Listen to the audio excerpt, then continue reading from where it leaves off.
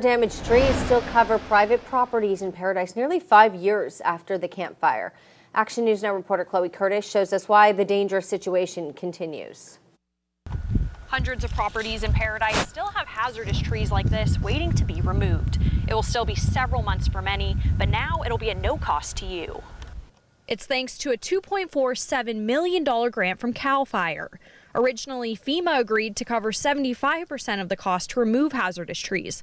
Property owners were responsible for the other 25%. Well, not anymore. This CAL FIRE grant will cover your share if you enrolled in the tree removal program by September 30th of last year. Hazardous trees are marked with a white dot like this and an orange tag at the bottom like this. Around 11,000 trees were marked across 574 properties in Paradise. Recovery and Economic Development Director Colette Curtis says the grant removes a barrier many were facing. When people were looking at that 25%, how much could that have cost the typical property owner? Absolutely. There's really a range. It depends on how many trees were on your property and how difficult they are to remove. So it could have been as little as $1,000. It could be as much as $25,000 if you had a large property with a lot of difficult trees to remove. For one Camp Fire survivor, it was about half that when he paid to get trees removed from the property himself. So over $12,000 just to remove 3 trees. Yeah, 3 trees in the canopy.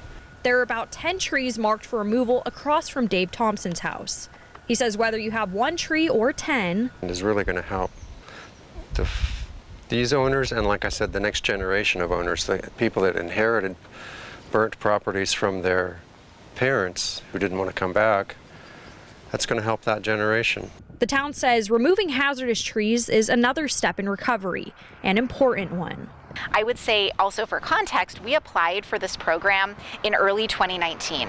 So that's how long these programs are taking, which is very frustrating to us, and we know it's frustrating to our residents and our property owners, but we're working as fast as we can and trying to do our best with FEMA to move these forward as quickly as possible. Curtis tells me if Phase 2 is approved by FEMA early next year, tree removal should start sometime soon after in the spring and potentially into the summer months. In Paradise, Chloe Curtis, Action News Now, coverage you can count on. The town says it wants to use local contractors as much as possible when removal starts up and is teamed up with the Butte County Fire Safe Council on the program.